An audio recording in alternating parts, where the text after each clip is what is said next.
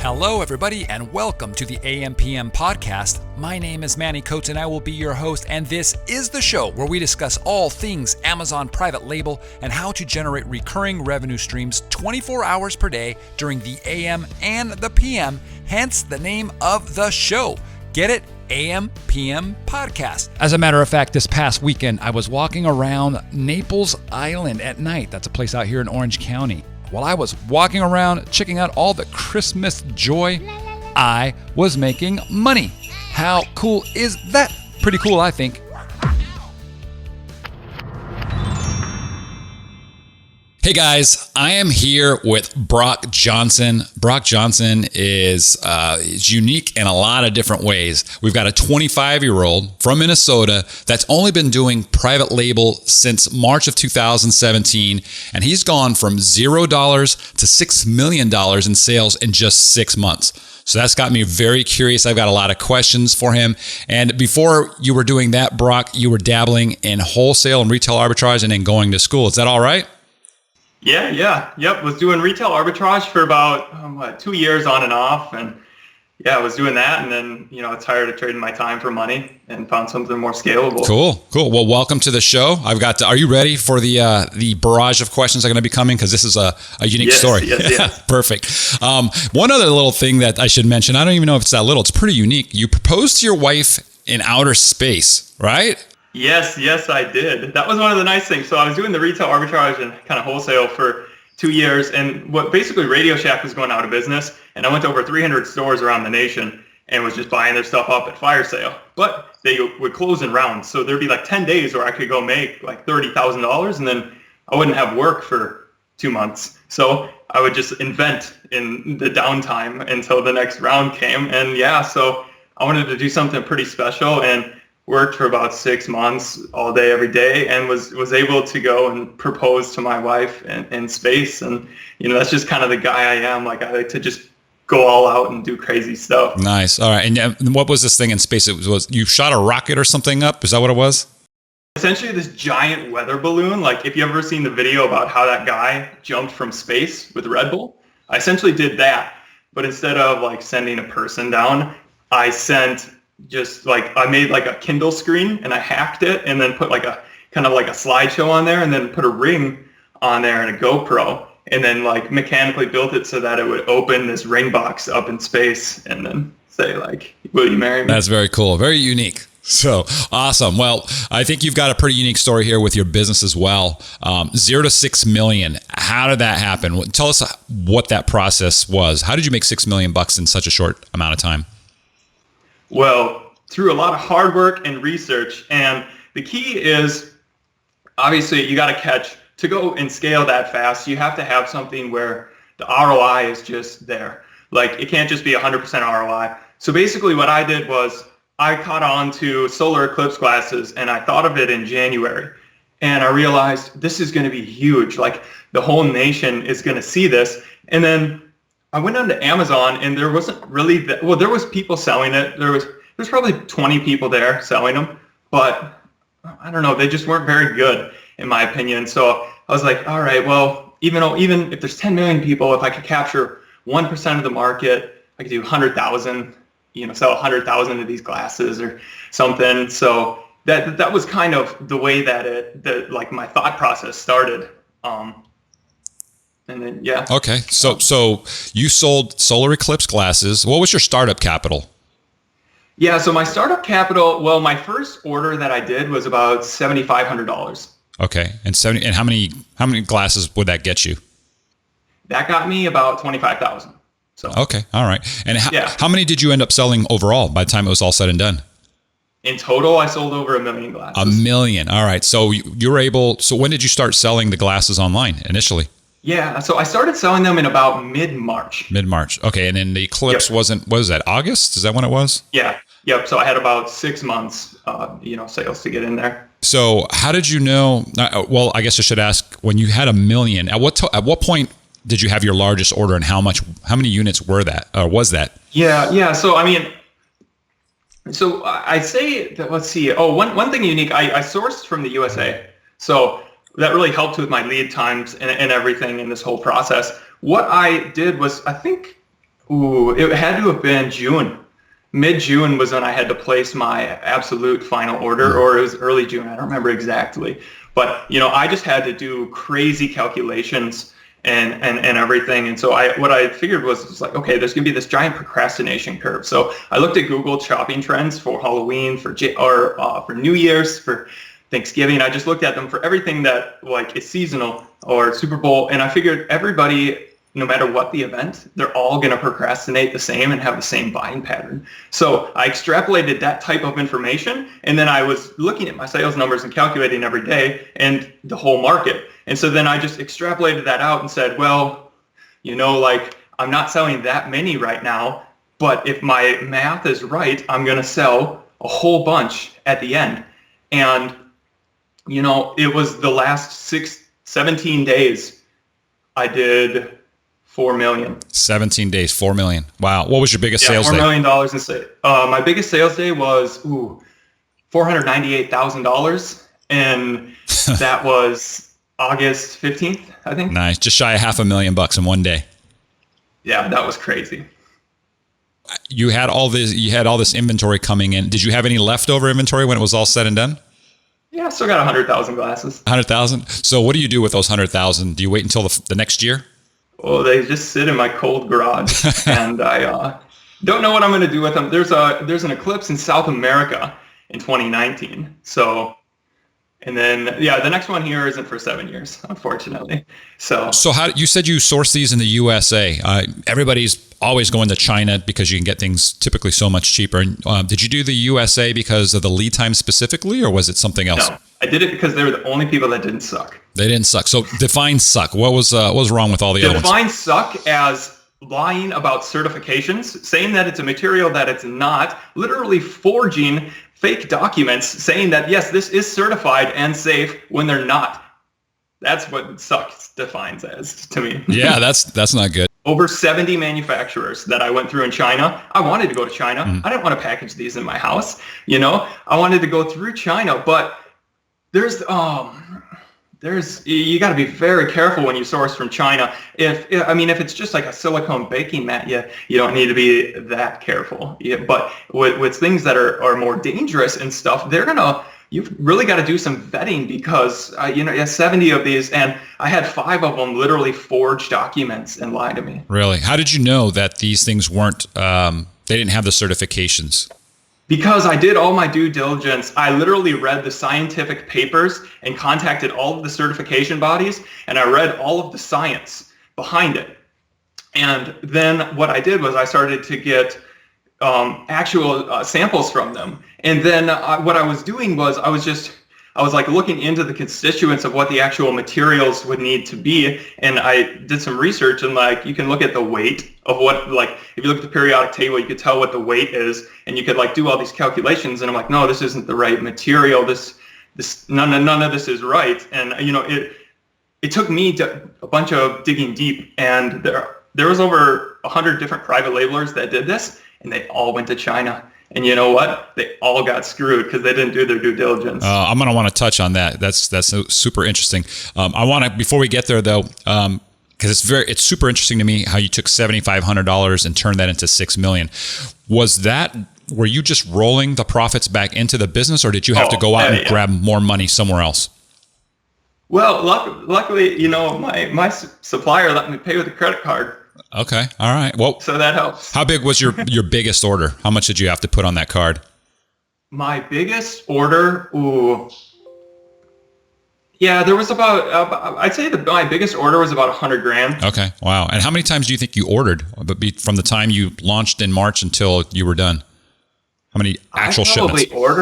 I probably ordered 15 times. 15 times. Okay, cool. So so I actually made a whole brand around the Eclipse too, though. It wasn't just glasses. Oh, so okay. I also had I segmented and I did the whole market. So I was like, okay, well, people want some actual paper glasses, but what are you going to do to make yourself unique? If I just would have done that, I wouldn't have been successful. What then? I said, okay, and I got like really custom designs, the best designs in the world made, but then I also think, well, there's going to be women that are going to be buying. There's going to be people buying for children. There's going to be science teachers. So making different designs to meet all of those different types of people. But then there's going to be like the premium rich people that want something a little better than these flimsy paper glasses. So I also actually made my own, like these really high-end goggles that like I ended up sourcing frames from China and then like glass from over in Europe. That was the only place in the world that made it. So made my own goggles, but then there's also like professional people. So they're going to want to take pictures with their cameras and their telescopes. So I also made and found the right manufacturers and got like cut so you can make your own custom things for telescopes. So I realized it was going to be a big trend, and I took the whole market and thought of everyone. Like if I just would have done the simple private label, like your typical guy, and bought something from China, maybe I would have made 50 grand, but then it would have gone to shit, which we'll talk about in a little bit. But So what percentage of your sales of the 6 million would you say came from the paper glasses? From the paper glasses, I would say that was probably 60%. So what's tell me if you can't talk about this, but what's a paper glass cost here in the U.S. versus what it costs in China to actually manufacture? Well, here it's a quarter. In China, it was like 10 cents. Okay, so pretty big difference, and that's just because they weren't using the same materials for the lenses, I guess. Is that what was different? They weren't using the same materials. They weren't certified. They didn't have the same safety procedures. Like they'll cut corners. And even, yeah. How did you find this company in the U.S.? What service did you use, or how did you track them down? I used Google, actually. There you go. I read into all the scientific, all the research, and I just started vetting. And then eventually when you find what the constituents of the material are, then I was able to reverse engineer it like that. And so I just thought, okay, well, how am I gonna, if I just put these materials on Google, then there's probably only so many websites that talk about these specific materials. And then I was able to reverse engineer it from that. So maybe some keywords are more competitive and you're not going to be able to find that manufacturer like that. But if it's a very unique, like constituents, you could, search engine like that. Okay, so I'm going to focus, since it's 60% of it came from one product versus all your variations. I'll just focus on that for a second. You're buying these things for a quarter. What were you selling them for initially? And then did you maintain that price point the whole time? Oh, I think in total on all my listings, I did over 1,000 price changes. So yeah, I was updating my price every single day. Up or down? What were you doing typically? Well, up, down. I was just because there was such volatility that I was able to get that data really, really fast. So I was able to learn, just because there was such search volume, I was able to learn about 5 years of lessons in 6 months. Because what are you going to do, an A/B test and you're in a low volatility market? Maybe it takes you a week to learn. Well, I got to learn that in 3 hours. So yeah, because you had so much data. What price point were you selling at typically? What was kind of the range? Well, I started out at, let's say, about $2 per glass total. But obviously you had to sell them in bundles. Not people that are buying cheap paper glasses, they didn't want to buy just one, they're buying for the whole family, the whole group, or everything. So it was, about $2 a glass is where I ended up starting out. And you were bundling them. So if they're $2, you'd sell like 4 at a time to kind of get that price point up or something like that, or more. Yeah. Anywhere from 3 to, 3 was near the end when I increased the price, but anywhere from 3 to 50. 3 to 50. Okay. All right. And what would 3 run typically? With 3, I didn't add 3 until the very end because I had this. So nobody was buying in packs of 3. In the beginning, it was only people that were planning ahead. Okay, science museums, teachers, families, so stuff like that. And so everybody started to do that. But I had this idea in like May that wait a minute, this is going to be the biggest thing on social media, but nobody knows about it yet. And the people that are going to buy at the last minute, it's just going to be them or their like small families. So the 3 packs, I actually ended up going, about $15 a glass? 15 or more for per glass, because I was just like, nobody did the math correctly. Well, there was one other guy that did the math correctly. So how much did you profit overall on the 6 million? People are listening right now. They're going, okay, yeah, he made 6 million. How much did he actually put in his pocket? Over 3. Nice. All right. Well, that's great. All right. You're going to take some time off now soon, huh?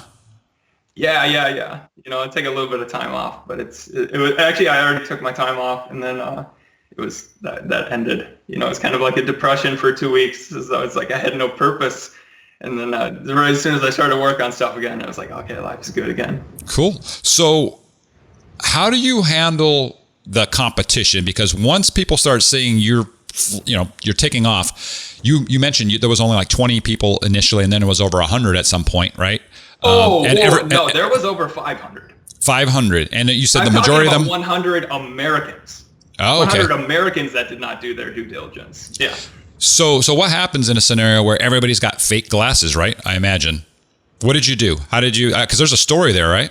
Yeah. Well, you see, here's the bad thing. My product, not only were there fake glasses coming from China, I had the best designs. My product ended up on Alibaba, okay? So, by the way, when you run numbers on Jungle Scout and you look, oh, look, that exact product is on Amazon or it's on Alibaba. Look at easy. No, it's not. That's somebody on Alibaba who said, oh, wait, we could get sales by putting the best products on Amazon and just taking those pictures, and they're going to make some knockoff. So, I see a lot of people get baited into that. And it wasn't until I went through this that I learned that. So, yeah, there was over 70 just individual counterfeit listings of my product that were actually bad glasses, but they literally word for word copied my instructions on it. They said it was made by my manufacturer. They had my logo on it. They would jack everything, and it was crazy. Sorry, what was it? Went on a rant there. What was the question? Did you have a trademark on these by chance? No, because you take 6 months to get a trademark. So you didn't have this in advance on the brand name. So how do you handle all of these people jumping on your IP at this point? What do you do? Because Amazon did something, if I remember correctly, they blocked them all or did something because of the dangers, right? People looking at the sun. Yeah. So what I actually did is I went to these certification bodies and started contacting every scientific body that I knew of. And I literally took them and I sent them to the testing laboratories. And I said, these are not real. They say that they're made by me. I bought them from this Amazon listing. They're not real. 98% of the market is selling fake glasses. I'm one of the only people in the world that know about it. I don't know what to do. Nobody believed me. I went in the AMPM group. I posted about it, and nobody believed me either. And I said, hey, you could actually go back in the AMPM group, look at it. I posted in June, and I said, this is going to be one of the biggest stories in Amazon history. There's going to be thousands of people that potentially get hurt and because of this big thing. And nobody believed me. But eventually, I got the right certification body and the right guy. And I believe they contacted NASA and everything. And then NASA releases something. And then the news agency started to pick up on it. And what happened then was Amazon did this extreme crackdown where they took everybody that didn't have the certification and boom, booted. So everybody got booted. Did it affect you? Did they include you in that sweep, or were you immune initially? 1/3 of my listings got taken down, but I was able to fight and get most of those back. Okay. All right, cool. So you got rid of everybody, pretty much all your competition, or the majority of them? Yeah, I got rid of all of them legitimately, but in the meantime, I still had hijackers every day. And that was rough. But I was able to get them removed with a pretty interesting workaround, which I can't technically put in the public, but it worked and it was ethical. Why can't you put it in the public? Because I think it would start a shitstorm. Because I was able to get over 50 people removed from my listings without a trademark. So okay. I was able to get rid of. Not only I was able to get rid of people off of my listing, and then you can also get rid of other listings too, but that's just I would never do that to anybody, or I would never want anybody to do that to anyone, but it's possible. And so but I know that the Chinese do it, and I've had some of my friends it happens to them. Basically, the way that I knew everybody was lying, because one of the rules to get the certification was you had to have the manufacturer's address printed on the glasses. Okay, so that was one of the so it was just this easy test. So I could literally look at a listing and in 4 seconds know, okay, that's not certified. I know they lied about this. And then what they did was they refunded everybody that bought glasses that weren't certified. And so not only that, and then they emailed all those people and they said the glasses you bought are not safe. And then 2 months later, they sent everybody a bill for all the glasses that they sold, and they allowed the customers to return it. So let's say you did $1 million in sales. Well, that $1 million all got sent back, and you probably got about 400,000 in returns. Oh, wow. So you just got hosed, and you paid for the glasses. Yeah, that's crazy. So there's a lot of people out there that try to jump into this niche, this bandwagon, this gold mine of a product, I guess. And in the end, they just got it wrecked them, probably. Yeah. I bet there's some bankruptcies out there. Yeah. Wow. Okay. All right. So that's interesting. Outside of the solar stuff that you've been doing, the solar clips, glasses, and everything, have you moved on into other products now, or are you just kind of figuring out what the next thing is going to be? Yeah, so I went out to the Canton Fair, and I've been looking, and I have so many products that I can source right now, and in the process of doing. But I'm just kind of working right now on what can I do best, and like I was able to growth hack extremely fast, and so I've actually partnered with I'm helping out an 8-figure seller and some other guys to just really growth hack their companies because I mean, part of what my success, I do my due diligence and I really focus on mathematically how you get things going and really psychologically get into things. So I'm helping people, some bigger sellers on that front, and then, just kind of sharing my knowledge, and then, as getting other products out here too. So that's kind of the path I'm on at this moment. Cool. Going back to, building up that growth, that up to 0 to 6 million. Do you have any hacks or tricks or anything that you did to get that initial ranking, to get yourself visible in the first place? Yeah, I do. It's this one thing called, it's not very fun to talk about, but you have the best product. That was my hack. I launched, so let's say all the sales, like all my competitors were doing 100 a day when I launched one of my products. You want to know how I launched it?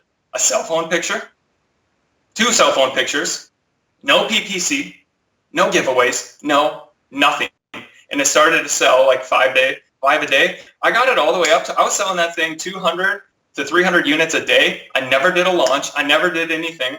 And obviously, to get it to take off even more, I just really focused in on the psychology and the photos. But like, if you have the absolute best product, you don't need to do any hacks, nothing. Like it works. Yeah, and when you were generating these 200 sales a day and you're first starting out, relative to everybody else that was showing up for the search terms people were searching for this type of product, were you better than all of those guys? I mean, were they all that bad? If you're taking photos with your cell phone and stuff, how bad were they? They were actually pretty good. Yeah. It's just like I made actual improvements. So with that product, I made actual improvements. I made a more premium quality product and just positioned it differently. And I was way higher priced. Like, where people were paying $2 per glass, I'm $30 per product. So just if you have like something unique or really that adds value, yeah, okay. So maybe it's a bad picture and everything, but and there's only one review, but I don't care because that's the only product that meets my needs, or like that is offered like that. So, or with my glasses, even that I was able to rank those over all the other ones because it was just the best design.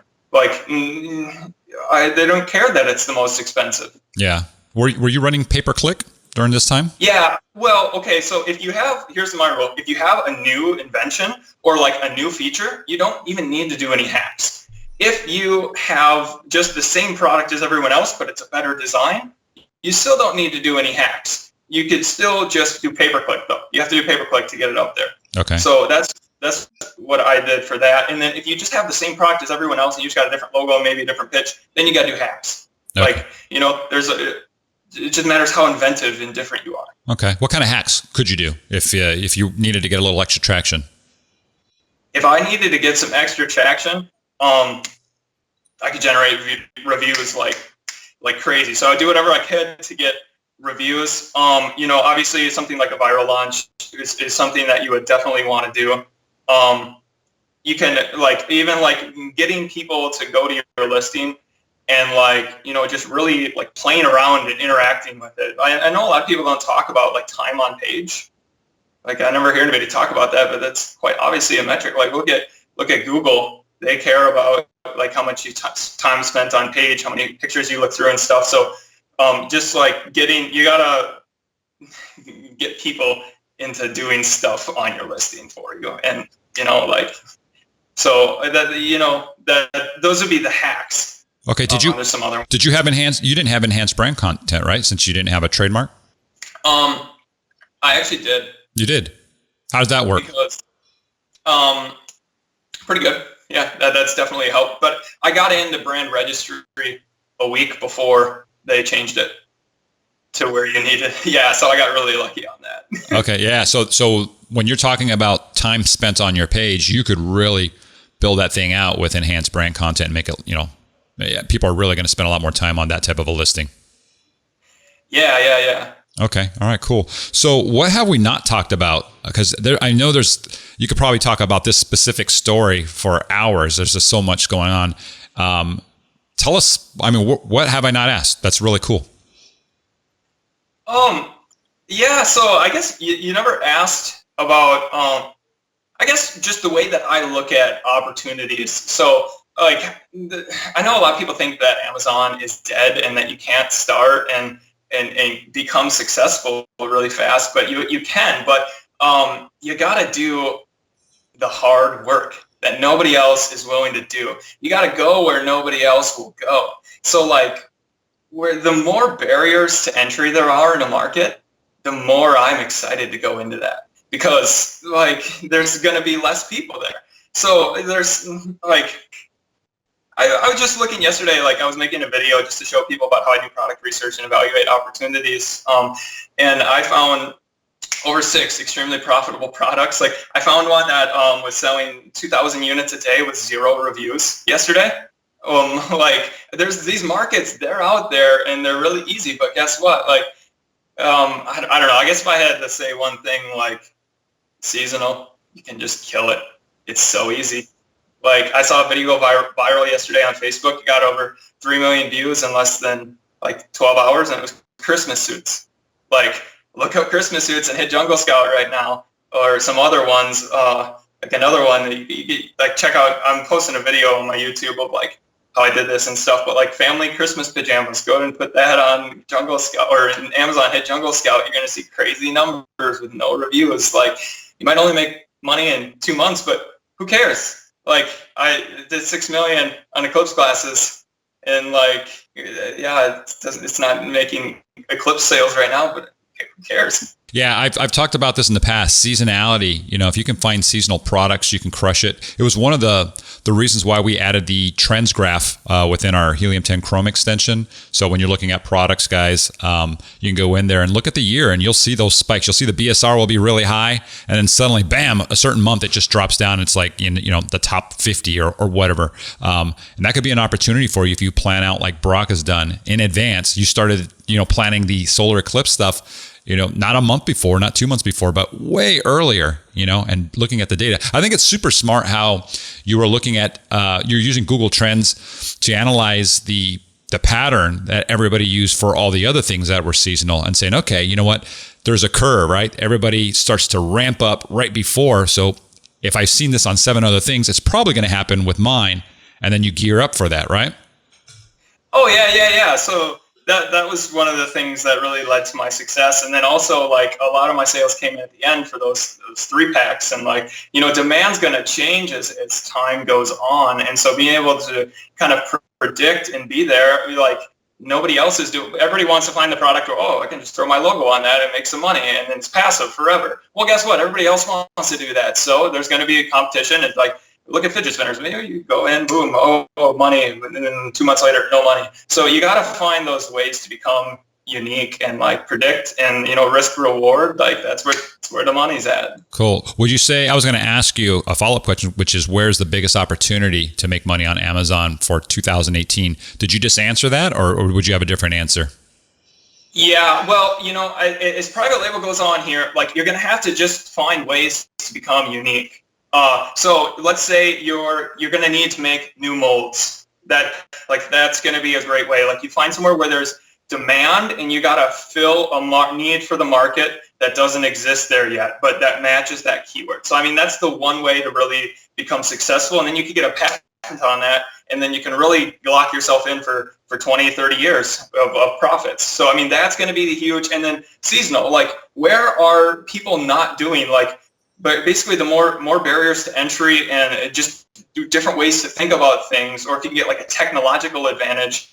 That's where I see the biggest ways to be made to make money. I mean, Amazon is growing so fast. But there's these giant Chinese conglomerates out there that are like $200-300 million, and that's like, they're getting bigger every day. There's like a team out there, like Tautronics, they got 5,000 people that are literally just marketing and looking at listings and finding things to private label. Like, how are you going to compete with that? They've got way better lead times. They've got way better everything. What's going to make you uniquely, there's going to be 50 of those in the next 5 years. You're never going to be able to compete unless you do something where you know specifically about consumer trends and like their wants, or you know specifically like you have a technological advantage or mold or patent. You need some protection. You need something, like, otherwise what makes you different from them? There's 5,000 people in one company. Yeah, like, I remember Tautronics. I've actually purchased some stuff. I think everybody has probably purchased something from Tautronics. It's like I don't know how many thousands of SKUs they have, but they're everywhere.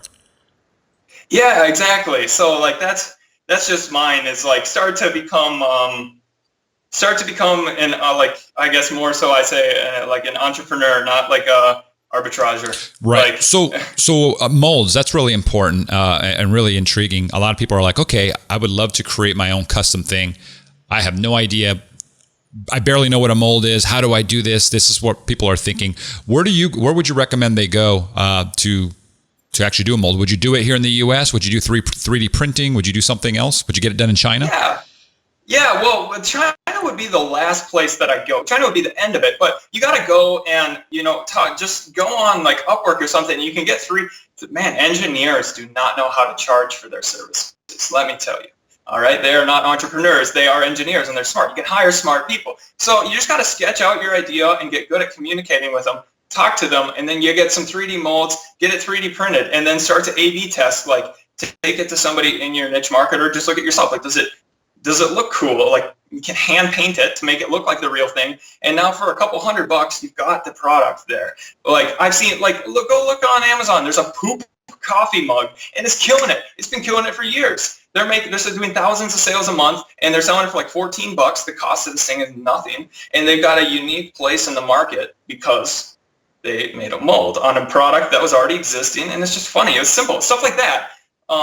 Like, that's where you got to get more inventive and unique. Like, if it's just going to be if it's basically supply and demand, if it's available on Alibaba to everyone, well, there's not going to be much money to be made there. Like, because if somebody's going to find out about the opportunity, Yeah, absolutely. How many total SKUs do you have right now? Right now I've got about 4. I had 48 earlier.